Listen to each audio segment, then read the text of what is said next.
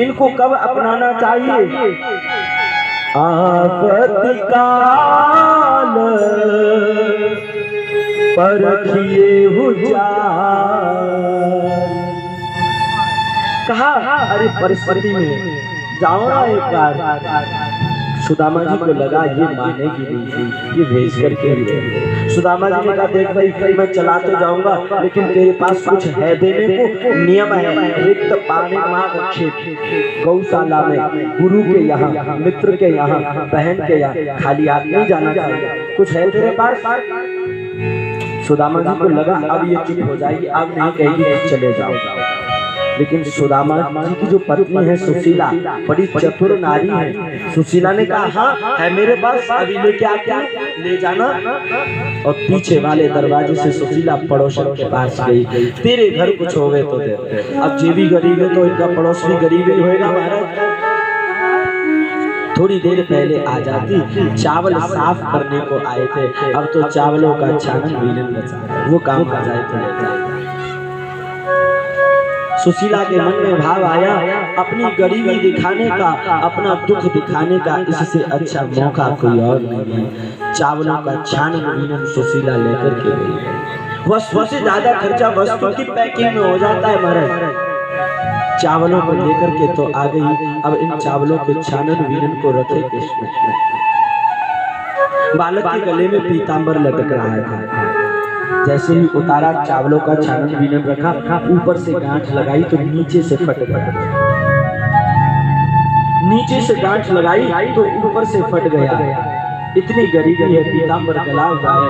ओ महाराज, सुई धागा लेकर के सुशीला ने सिलाए सिलाए गूंदली सी बना। कहा ये लो स्वामी, ये ले जाओ, कृष्ण से जाकर के कह देना एक माह जो पक्ष द्वे एकादशी मेरे घर गोपाल जी नित्य ही एकादशी, ऐसा कृष्ण से कह देना। सुदामा जी को लगा अब तो जाना ही पड़ेगा। ओहो, और बगल में दबाई गई पोटली और हाथ में ले ली लठिया और चल दिए सुदामा जी महाराज अपने बचपन के मित्र कृष्ण से मिलने के लिए। अब तो जाना पड़ेगा। और सुदामा मार्ग में जा रहे हैं, चरणों से रक्त निकल रहा है। मन में ऐसा भाव है न जाने कन्हैया पहचाने वो कि नहीं पहचाने वो। बचपन में सांदीपनी गुरु के आश्रम में पढ़ो करे, अब बदल गो होए वो, बड़ो है वो होए वो, तो पहचाने पहचाने न पहचाने। सुदामा जी ऐसा सोचते सोचते सोचते सोचते जा रहे हैं। जैसे ही पहुंचे सुदामा जी ठीक वैसे ही जा रहे हैं जैसे भरत जा रहे हैं। जैसे भरत अपने भैया राम से मिलने के लिए चित्रकूट पर जा रहे हैं तो भरत के चरणों में से रक्त निकल रहा है। झलका झलकत पायल के भरत के चरणों से रक्त निकल रहा है। और भरत जी जा रहे हैं अपने भैया को याद करते करते। इधर तो भरत राम से मिलने जा रहे हैं और इधर सुदामा जी कृष्ण से मिलने जा रहे हैं। दोनों की एक जैसी दशा है। भरत जी के चरणों में से भी रक्त निकल रहा है तो सुदामा के चरणों में भी एक कांटा लग गया। सुदामा धरती पर गिर गए। रस्ते भर पूछा पैरों की उन छालों से, बस्ती कितनी दूर बसाली दिल में रहने वालों ने। जो कभी कभी दिल में रहते हैं, जो कभी कभी पास रहते हैं, वो कभी कभी इतने दूर हो जाते हैं कि हम जिंदगी में भी सोचते नहीं हैं कि वो हमसे इतने दूर हो जाए।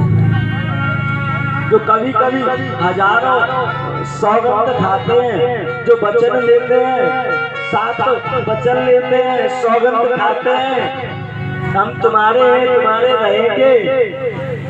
अब वो कभी कभी इतने दूर चले जाते हैं कि हम कल्पना भी नहीं कर सकते हैं। सुदामा कृष्ण के बचपन के मित्र हैं, लेकिन आज सुदामा को ऐसा लग रहा है कि कितना दूर चला गया है। एक कांटा लगा, सुदामा धरती पर गिर गए। कृष्ण से हाथ जोड़ करके कहा, लाला कन्हैया, अब हमारे अंदर इतना सामर्थ्य नहीं है कि तेरे पास आ जाए। लाला तू बुलाना चाहता है तो आ। लाला अगर तू बुलाना चाहता है कि हम तेरे पास आ जाएं तो तू हमें लेने के लिए आ जा। भगवान के कानों में आवाज पहुंची है तो एक नदी है और भगवान वहां पर नदी के किनारे केवट बन के आ गए हैं। भगवान आवाज लगा रहे, पार तो नहीं जाना है भैया, भैया मुझे पार जाना है। बाबा बैठो नाव में, पहले ही कह रहे हो भैया मुंह पे कछु लेवे देवे। बाबा मैं तो उन्हीं लोगों को पार उतारता हूँ जिन पे कुछ लेने देने के लिए नहीं होता है। पैसे वालों की तो ये दुनिया हो जाती है, मैं तो उसी को पार उतारता हूँ जिन पे कुछ होता नहीं। सुदामा जी नाव में बैठे हैं और भगवान नाव चला रहे हैं। ऐसा ही दृश्य एक बार वहां बना था त्रेता युग में। अंतर इतना था, वहां भक्त नाव चला रहा था और भगवान बैठे थे, और यहाँ भगवान नाव चला रहा है और यहाँ भक्त, यहाँ भगवान कृष्ण नाम चला रहे हैं, सुदामा जी बैठे हैं और वहाँ केवट नाम चला रहा था और राम बैठे थे और सुदामा की आंखों के आंसू कृष्ण की भी याद करते हैं। भगवान नाम चला रहे थे। भगवान ने कहा, बाबा बड़े तुम लोभी हो, जो भैया फ्री में पार उतार रहे हैं तो कम से कम हमसे बोलो तो सही, क्या नाम है तुम्हारा?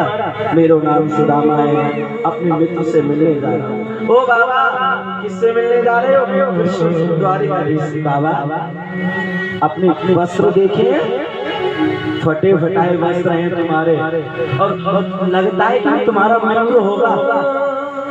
तो कहा, संसार के लोग मित्रता उससे करते हैं जिससे बराबरी होती है, तो मेरा भगवान मित्रता उससे करता है जो उसके बराबर है नहीं, वो सबसे मित्रता करता है। भगवान के लिए सुदामा जी ने बड़ा मधुर गाया है।